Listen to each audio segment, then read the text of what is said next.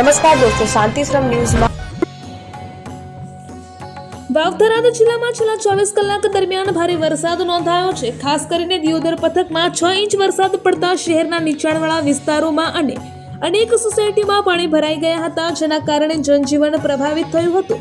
ભારે વરસાદને કારણે દિયોદરના આદર્શ હાઈસ્કૂલ રોડ, કર્મચારીનગર સોસાયટી અને અંબિકાનગર સહિતના વિસ્તારોમાં જળબંબાકાર જેવી સ્થિતિ સર્જાઈ હતી.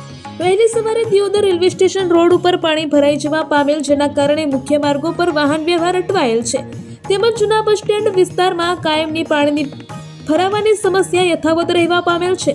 તેવી જ રીતે દિયોદર પોલીસ સ્ટેશન વિસ્તારમાં સામાન્ય વરસાદમાં પાણી રોડ ઉપર ભરાઈ જવા પામેલ છે. ગત રાત્રે પડેલા વરસાદને પગલે પાણી ભરાઈ જવા પામેલ છે અને દિયોદર પંથકમાં થયેલા વિકાસને લોકોએ નિહાળેલ. રસ્તાઓ પર પાણી ફરી વળતા સ્થાનિક લોકોને અવરજવરમાં મુશ્કેલીઓ પડી રહી છે. આ વરસાદની ગંભીર પરિસ્થિતિને ધ્યાનમાં રાખીને દિયોદર મામલતદાર એ ગેહલોત, જીઈબીની ટીમ, દિયોદર ગ્રામ પંચાયતની ટીમ અને અન્ય વહીવટી અધિકારીઓએ અસરગ્રસ્ત વિસ્તારોની મુલાકાત લીધી હતી. અધિકારીઓએ સ્થિતિનું નિરીક્ષણ કરીને પાણી ભરાયેલા વિસ્તારોમાં જરૂરી કાર્યવાહી કરવા સંબંધિત વિભાગોને સૂચનાઓ આપી હતી. મામલતદાર એ ગેહલોતે જણાવ્યું હતું કે વહીવટીતંત્ર સંપૂર્ણ સજ્જ છે અને પરિસ્થિતિ પર સતત નજર રાખી રહ્યું છે. તેમણે નાગરિકોને સાવચેતી રાખવા, વરસાદ દરમિયાન બિનજરૂરી બહાર ન નીકળવા અને તંત્રની સૂચનાઓનું પાલન કરવા અપીલ કરી હતી. રોજ ફોટાઓ સાથે આ પંથકમાં લાખો રૂપિયાની ગ્રાન્ટ ફાળવવાની વાતો થાય છે, પરંતુ વાસ્તવિક સ્થિતિ નજર સામે આવીને ઊભી છે. શિયોરી 4 રસ્તા, દેલવાડા રોડ જેવા અનેક જાહેર માર્ગો ઉપર પાણી ભરાઈ જવા પામતા લોકોના વ્હીકલો અટવાઈ જવા પામેલ છે. જોકે દિયોદર ગ્રામ પંચાયતની જાગૃત ટીમે જેસીબી સાથે પહોંચી પાણી નીકાળવાનો પ્રયાસ હાથ ધરેલ. દિયોદર જીઆઈડીસીમાં પાણી ભરાઈ જતા જીઆઈડીસીના પ્લોટમાં પણ પાણી ભરાયેલ છે. તેમજ પાણી ભરાઈ જતા અવરજવરને મોટી અસર પડેલ છે. દિયોદર વહીવટી તંત્ર દ્વારા મામલતદાર કચેરીની પાછળ આવેલું નાળું આજે વહેલી સવારે ખોલાવી નાખતા પાણી નાળા દ્વારા વહી જવા પામેલ છે. લાંબી રાહ જોવરાયા બાદ મેઘરાજાએ મન મૂકીને વરસતા ખેડૂત આલમમાં ભારે હર્ષની લાગણી જોવા મળી રહી છે.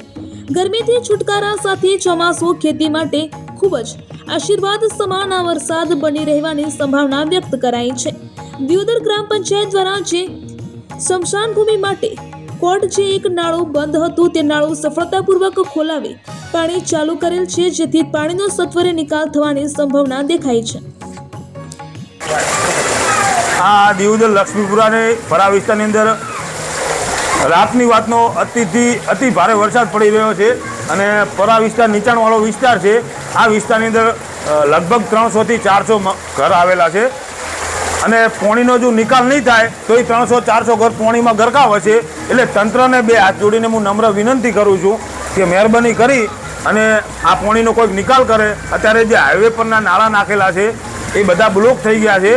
એ નાળાનો કોઈક નિકાલ કરે અને અમારી મુલાકાત લે કે અમારું પરિસ્થિતિ આજ કેવી છે. જો ઘરમાં પાણી ભરાઈ ગયું છે, અમે ખાટલા ઉપર ખાટલા ચડાવી દીધા છે, કોઈને અનાજ પલળી ગયા છે.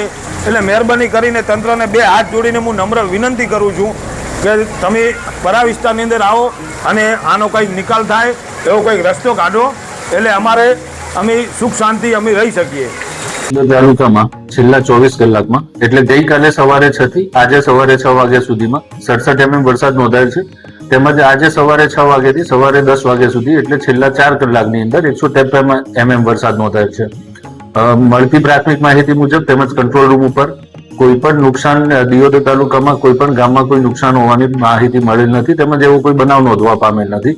દિયોદર ગ્રામ્ય વિસ્તારની અંદર દિયોદર ગામમાં કેટલીક જગ્યાએ પાણી ભરાવાના પ્રશ્નો સામે આવ્યા છે, જેની તાત્કાલિક પાણી નિકાલની કાર્યવાહી ગ્રામ પંચાયત દ્વારા હાથ ધરવામાં આવેલ છે. તેમજ મહેરબાન કલેક્ટર સાહેબ વાવ-થરા દ્વારા આજના દિવસ પૂરતી શૈક્ષણિક સંસ્થાઓ, શાળાઓ તેમજ આંગણવાડી કેન્દ્રો ખાતે જાહેર રજા જાહેર કરવામાં આવી છે.